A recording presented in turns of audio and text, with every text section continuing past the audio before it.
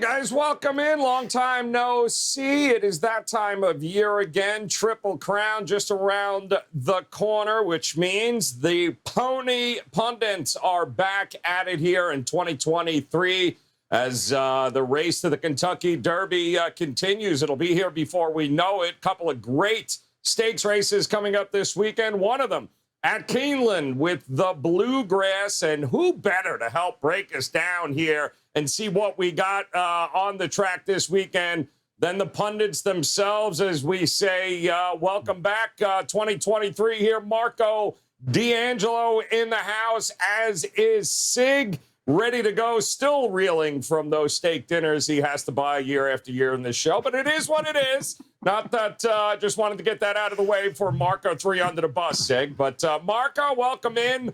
My man, been quite the road to the Derby thus far with these 3-year-olds. What's new and exciting with you, my man? Well, Joe, just been busy with basketball. We're knee deep into just finishing up the college basketball season, obviously, on Monday. And NBA final weekend, we head into the playoffs. And knock on wood, Joe, it's been an incredible basketball season for me. Hockey's going well. Also, we're currently on a 6-game winning streak for our clients this week, so we're trying to keep all that going. And yes, we got some horses to take a look at. This is the time of the year that we love heading up to the Kentucky Derby. So good times, and I wish our viewers could have seen the shenanigans that you were pulling this morning as we were setting up to start the show. And God, I miss you, Joe. Yeah. They don't worry, Marco. They will when you least expect it. Don't you worry about it. They, in fact, will. No doubt about that. Sig, what is going on, my man? Good to see you again. And, listen, you have no doubt been at the tracks. You have, whether it be Gulfstream, around the country or on the road to the Derby here, you've had your finger on the pulse of what's going on. What's new and exciting with you, my man? Yeah, Joe, it's nice to be back with you too. Well, sort of, Marco, but nice to be back with you, Joe. Exactly. But yeah, we just wrapped up the Gulfstream meet last weekend, the Florida Derby. Wrapped it up pretty much on Saturday with Forte coming back with that late charge to win the race there when he looked like he was out of it. And today's like the best day of the year for me. Keeneland meet just kicked off. We just had the winner on top in race 1, and looking forward to 15 glorious days of racing leading up to that first Saturday in May, Churchill Downs, Kentucky Derby. It is going to be a great Derby. It's going to be a fun Derby to handicap, that's for sure. Oh, it absolutely is. All right, we're going to dive in. We're going to go down through these 11 horses here, guys, and in just a couple of minutes, I'm going to give you guys an opportunity to take advantage of a couple of great deals by both Marco and Sig as we get ready for the road to the Kentucky Derby. It's a huge racing weekend, and also NBA playoffs are just around the corner. So we'll get you guys all set up with the information you need there in a minute. In the meantime, let us get rolling here with the Bluegrass Stakes at Keeneland. Now, Marco, I'm almost afraid to ask. I am seeing some chalkiness here at number 1, which means, are you going first, or is Sig, what are you going to do here? Well, obviously Joe doesn't read Slack, and It is Sig going first. He is the star of the show, so I let him have the first horse. And yes, he's got a favorite. And when you see the next horse, you'll understand. I got the back end of the horse. I love it. All right, well, Sig, you are up. Tapit Trice, my man, won the Tampa Bay Derby. So talk to me. What are we going to get from him here in this race? You're right, Joe. Tapit Trice did win the Tampa Bay Derby last month here for trainer Todd Pletcher and jockey Luis Saez. That's 3 straight victories for him coming into Saturday's Bluegrass Stakes here. If you go back and watch that Tampa Bay Derby race, Saez had to rally him so wide it looked like he was going to be in the grandstand. He had to go so wide to pass the whole field to run him down there. He exhibited a ton of heart in that race here, but my one concern with this horse is, well, I have a couple concerns here, is did he use too much in that last race to get up there and get the win?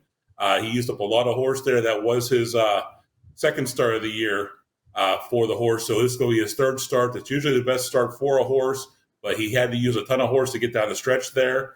The other concern with Tapit Trice is he's not a good horse coming out of the gate. If you watch that last race, he drew the 1 hole here for Pletcher. Fletcher's already got 2 horses locked into the Derby starting gate. He won the Louisiana Derby at King's Barn 2 weeks ago, and then Forte last week here. This could be his third. He could have 3 of the top, I would say, 5 or 6 horses in that Kentucky Derby field. Tapit Trice does it here. I hope that he isn't his own worst enemy on Saturday, and I think Tapit Trice is your rightful morning line favorite and definitely a win contender in this field. All right, that's number 1. We'll move on to number 2, and this is more like it for you, Marco. Clear the air. It's exactly what we should do with Ricardo Santana Jr. here. Nice number, 30-1 morning line. What are you thinking?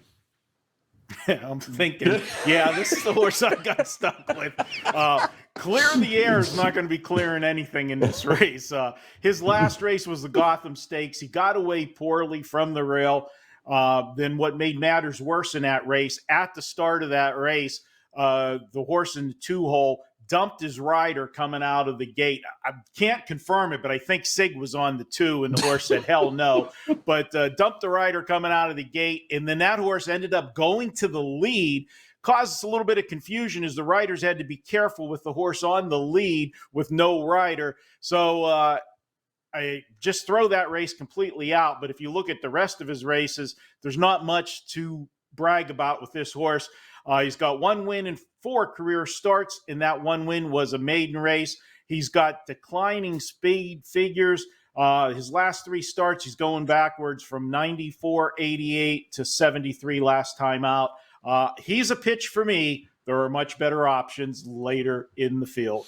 All right, then let's move on. Number 3 here, Sig verifying, and Brad Cox in the house here. Tyler Gaffleone looks to be aboard for the first time on this horse. What are you thinking here with verifying?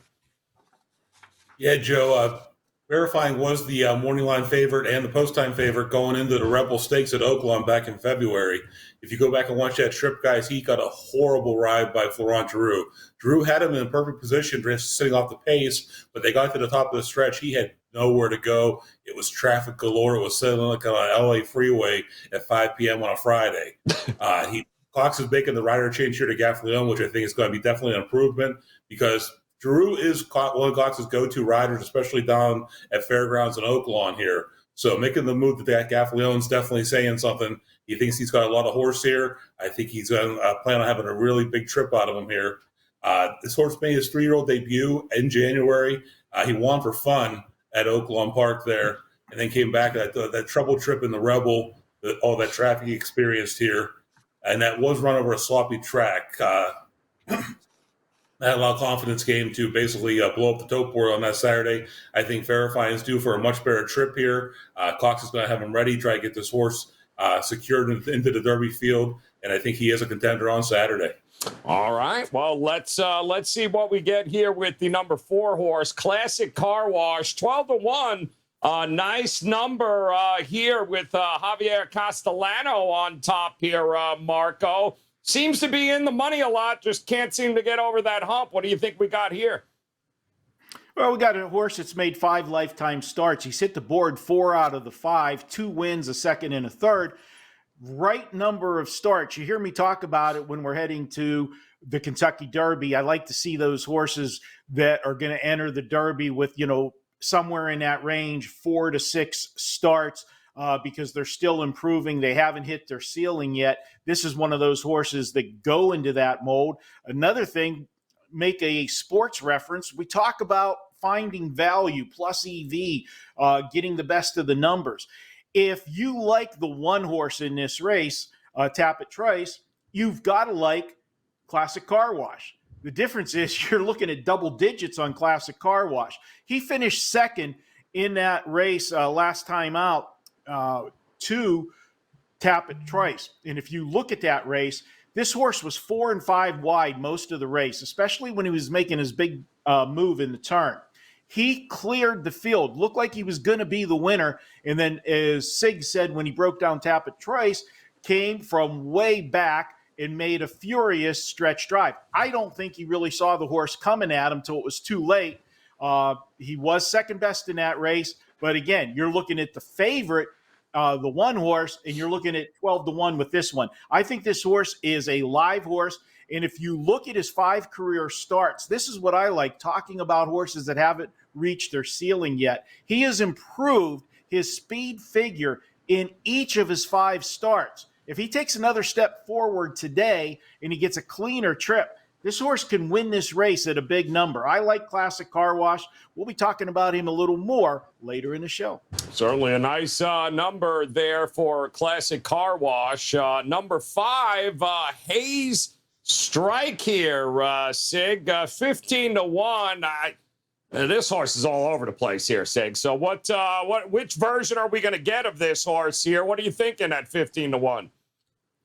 Well, Marco, get ready. This is not going to take long at all here. This Connect Colt has 7 points on the road to the Derby. So by my estimation, he's going to need to finish in the top 2 on Saturday to earn that spot at Churchill Downs on the first Saturday of May.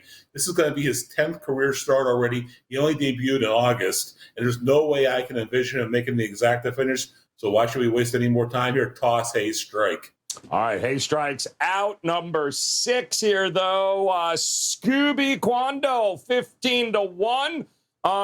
Making a dirt debut here, Marco. Got to be one of your favorites. What are you thinking here? Well, that's the outlier in this race, is how's he going to handle the dirt. This is a horse in his last race was buried at the rail for most of the race, was trying to work his way out through the stretch, halfway down the lane, finally got clear and rallied for second, but the winner was long gone by that point. So he went again, he passed the rest of the field that was chasing the winner. Speed figures, though, are improving. 86, 90, 94. This is only his 4th career start, so definitely has a license to improve and first-time dirt. This is a horse that, as Sig just said on the last horse, probably going to need first or second to get into the Derby. So you know they're going to be going all out with this horse to try to get it. 3 for 3 for hitting the board. Has a chance to run on a ticket. Not going to make my final card as far as the ticket, but if I am playing some longer exotics like trifectas and superfectas on Saturday, I may throw this horse on the back end of that on a couple tickets because he does have the license to improve, and we don't know how he's going to handle the dirt. He may like it. And I always think back to the horse Animal Kingdom. First start on dirt was in the Derby, and we know what happened with that horse several years back, and it happened to be a horse I cashed a nice ticket on. Yeah, $1 million question here. We'll learn soon enough here as we move on to the number 7 horse here, Sun Thunder, coming off what I believe a 5th there, Sig, in the Louisiana Derby. 10-1 here, nice number. But what do you think the chances of Sun Thunder are to hit the board? Yeah, Joe, Sun Thunder did finish second in the Risen Star Fairgrounds, followed it up with a 5th in the Louisiana Derby just a few weeks back here. His trainer, Ken McPeak, has 3 horses out of this 11-horse field. I actually get to talk about all 3 here. We already covered quickly Hayes Strike, and we got through that one pretty quick. This one's a little more intriguing to me, as he's had a number of troubled trips leading up to this spot on Saturday, including just 2 weeks ago in that Louisiana Derby I just mentioned. Brian Hernandez was aboard for that trip in the Louisiana Derby. McPeak tabbed Florent Giroux to ride here, whether that was McPeak's decision or Hernandez, because Hernandez is going to be on the 11 horse that we'll get to a little bit later here, Mendelssohn's March. That's going to be interesting who made that decision there. The fact that they chose Giroux is a little puzzling, though, because I told you guys about that ride he gave Verifying in the Rebel. That got him off the Cox horse, and then I got Leon into that horse here. The Connections are making a really hard push here to get this one to the Derby, bringing him back on this just 2 weeks rest. If he can avoid trouble, I can see him hitting the board here to complete some exotic tickets if he handles the quick turnaround. Use him underneath, just like Marco was saying, some deeper trifectas. If you're playing any superfectas in those 3 and 4 spots, I think this is a horse that could hit those spots and blow up your tickets. All right, well, we'll go on here to number 8, Marco. I believe a 6-1 morning line here with Blazing Sevens. Oh boy, Irad Ortiz Jr. hopping on board for the first time. Chad Brown, what are we doing with this horse? Well, somebody that named this horse likes slot machines, that's for sure, because that is the name of a slot machine out here. The Blazing Sevens really is the most intriguing horse in this race, because you've got to look at that last race, which happened to be his first start of the year, happened to be the first start since November. Chad Brown horses usually are ready to fire out of the gate. And this horse, unfortunately, never really picked his feet up during the race last time out. Was no factor at all. Now, you picks up IRAD. That's intriguing for sure. Also, this is a horse that's raced the toughest schedule. If you want to, in sports, we talk about strength of schedule. This horse has raced 4 graded stakes in his career already. 3 of them were grade 1s. Chad Brown wouldn't be coming back with this horse if there was something wrong. He's too good of a horseman with that. So we know the horse is sound. But what was the problem last time? That's the question. I'm not fond of betting a horse that threw such a clunker like he did in his last race, but I'm also looking at the full picture. And this horse, if you put a line through that last race, he's definitely one of the favorites in this race and has to be considered. I am not going to have him on my final ticket for the show, the 4 horses that we give out. But full disclosure, I'm not going to let this horse beat me either. I'm going to have him on some tickets with the combinations I give out later, just in case this horse does return to form. If he returns to form, this is a horse that could upset the apple cart. There's no question about it. But I don't like the fact that his first start wasn't until March. I don't know what the problems were. There had to be some minor injuries, or not injuries, issues that held him up in his training and on the comeback trail from last year. I would have rather seen one more prep race prior to this, but it is what it is. The horse has talent, but there's a big question mark from that last race. Yep. Well, it should be interesting with Irad on board. We do have a few more horses here. Number 9. Major Blue here, Sig. What are you thinking? A 30-1 shot here with Marco's favorite there, D. Wayne. What are you thinking? Yeah, Joe, I'm just a better and a handicapper, so who am I to question a Hall of Fame trainer like D. Wayne Lucas? I don't understand what the hell is going on with this horse here. They debuted this horse last September at Churchill, ran pretty well, was on the early pace, and then just tailed off, ran out of gas, going a 6-furlong sprint. He was on the bench then for 7 months. They brought him back here, and just 7 weeks ago at Oaklawn, he ran a maiden, finished 4th. Brought him back 3 weeks later, just a month ago, and another maiden at Oaklawn. Finally broke his maiden with Tyler Gaffalione aboard. Then they brought him back just a couple weeks after that and ran him in an allowance race that he won. So he's won his last 2 races here, but he won 6 furlongs on debut, a mile in that first maiden, a mile in that second maiden. Brought him back for him 5.5 furlongs in a sprint. This horse has speed, and you might see this horse on the front end here. And what if you guys watched Keeneland last spring and last fall on the dirt? The speed in the front held up a lot of races. The horses weren't getting run down, but this horse does not show me improving speed figures. But I don't think he has the development in him to go just coming back on a couple weeks rest here to hop into a major race like this, run his first graded stake in a grade 1 in the Bluegrass Stakes, in a Kentucky Derby trip. I think this is definitely a case of Derby fever with the connections here. I'd be highly surprised if this horse did anything but set that early fast pace. I'm tossing him. If he burns me, he burns me, but I don't think this horse should even be in this race. All right. Well, let's interesting call there by D. Wayne. But what about number 10 here, Raise Kane here, Marco, as I believe Joel Rosario will be on board here. Are you buying Raise Kane 9-2? Yeah, this is an intriguing horse. And you look at the last race, and there's a couple takeaways from it. That might have been the light bulb race. We talk about it where there's the one race where the horse puts everything together, and that light bulb just goes off, and the horse goes on a big run. He made a big move in the final turn, coming up the inside until he hit a wall of horses.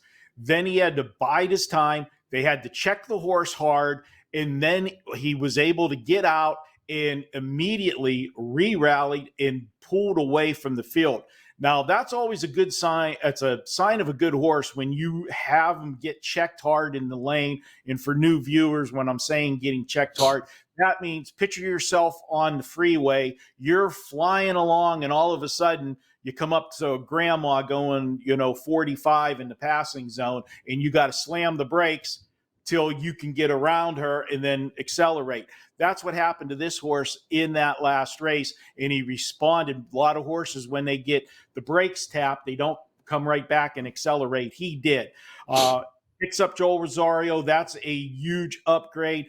I think the horse is a major contender. Now, I will say that last race was that screwed up race where you had the riderless horse on the lead. So there was some confusion in that race with some of the jockeys trying to be cautious, not knowing what that horse on the lead was going to do. But when this horse saw daylight, he took off, won easily. I think he is going to be a decent price in this race because others are going to get the action. I have Raise Cane on my ticket. All right, Raise Cane it is for Marco, and we got one more horse, and boy, this should be interesting here, Sig. How about Mendelssohn's March? Seems to hit the board, but not a lot of races under his belt here. What are you thinking?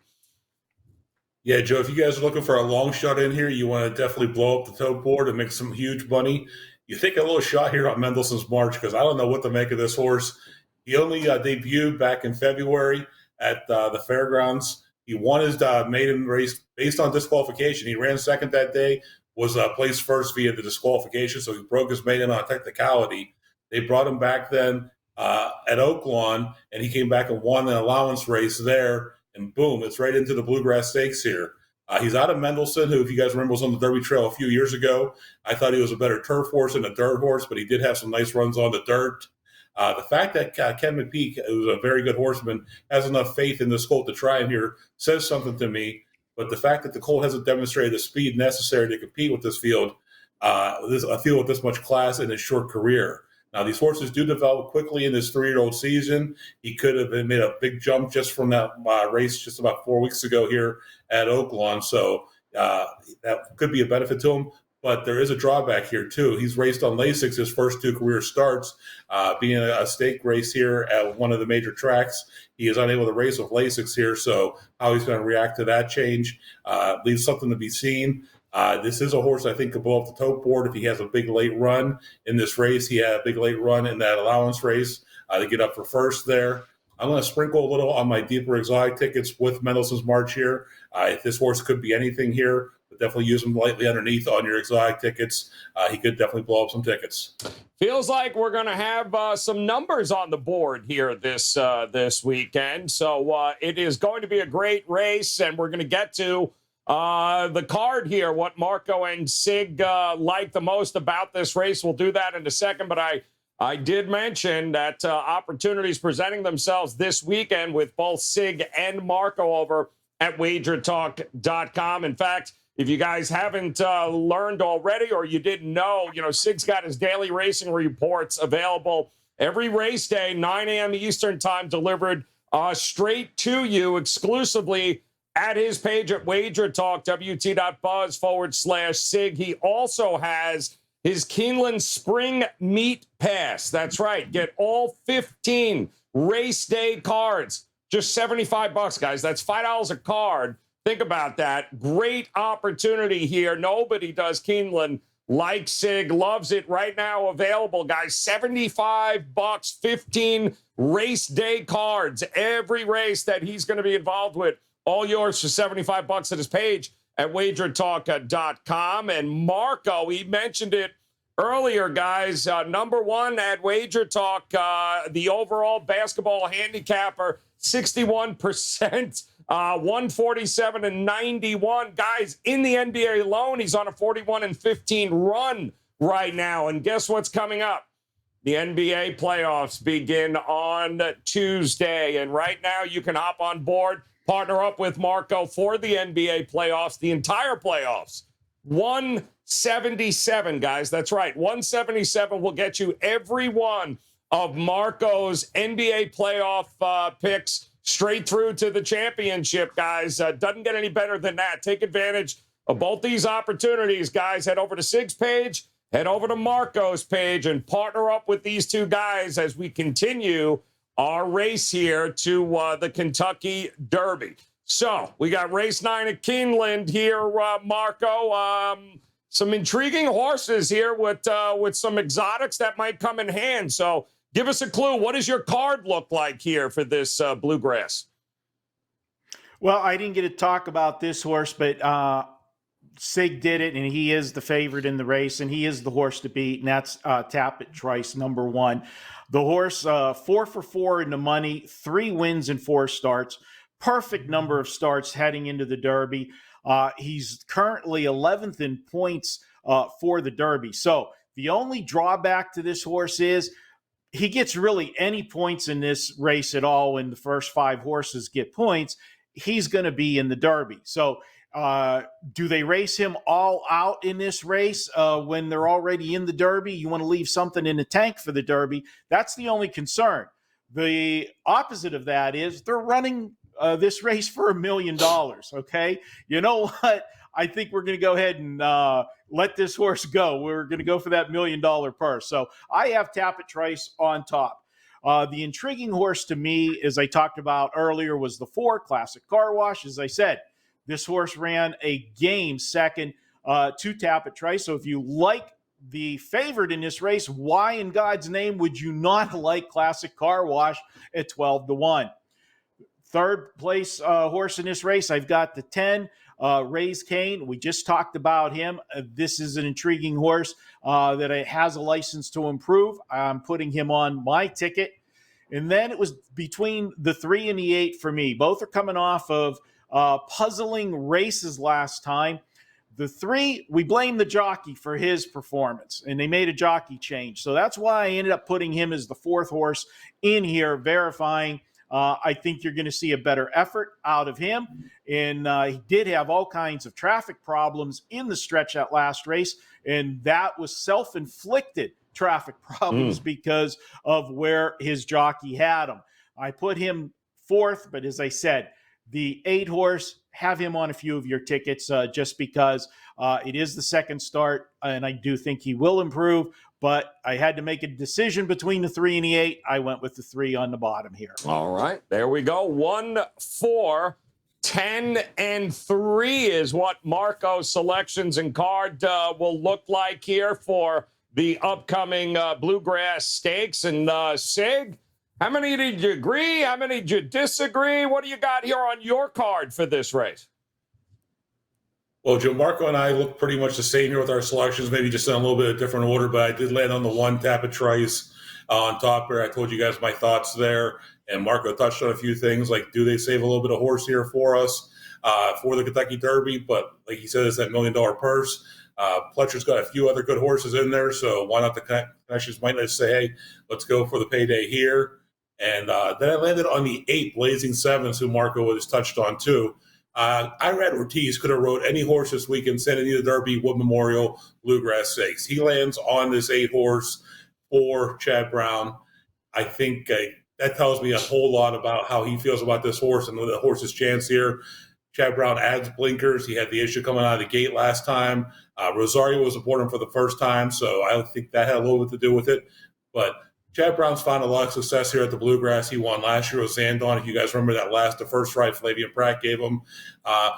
Blazing Seven Sire, Good Magic, won this race in 2017 on to a nice campaign in the Triple Crown here as well. So I think Blazing Sevens, draw a line for that last race. He's going to return to that form that got him in those greatest stakes places and, show victories here. Well, not victories, but hitting the board there, again, those paydays. Blazing Sevens, my second choice, verifying I already talked about. The jockey change to Gaffaleone should be an upgrade here. And then I agree with Marco's second choice will end up being my 4th choice, Classic Car Wash. If you like Tapit Trice, Classic Car Wash is set to win the Tampa Bay Derby last month here until Classic Car Wash is set to win the Tampa Bay Derby until Tapit Trice blew him away coming down the lane here with that hard charge. I think he's a horse that's improved. Every speed figure has stepped up a few notches here for a good trainer in Mark Cassie. Javier Castellano hops aboard for the first time. Though he's not as dominant as he used to be, He still knows how to win races. He's still a really good jockey, so I give him a good ride here. I ended up 1-8-3-4 on Saturday in the Bluegrass Stakes. It's going to be a great day of racing. There you go. 1-8-3-4, and both those cards got some great numbers on them, guys. Looks like going to be a very lucrative weekend of racing here, but do yourself the best favor and head over to both of their pages over at WagerTalk.com right now. Go hop on board with Sig. Grab that Keeneland spring meet package right now, guys. Get 15 race day cards right now from Sig for this this very short meet going on at Keeneland. And don't forget about his daily racing reports each and every race day by 9 a.m. Eastern time, delivered directly to you. And don't forget, of course, Marco, #1 at Wager Talk when it comes to the hardwood. And boy, oh boy, what a absolutely crazy run right now in the NBA, guys. 41-15. And right now you can hop on board the entire NBA playoffs. Yep, partner up with Marco for just $177 right now on his page at WagerTalk.com. All right, gentlemen, this was good. Wasn't nearly as painful as I thought it was going to be. But the good news is we get to come back and do this one more time as we get ready. Triple Crown is almost upon us. Kentucky Derby will be here. Then, of course, the Preakness and the Belmont.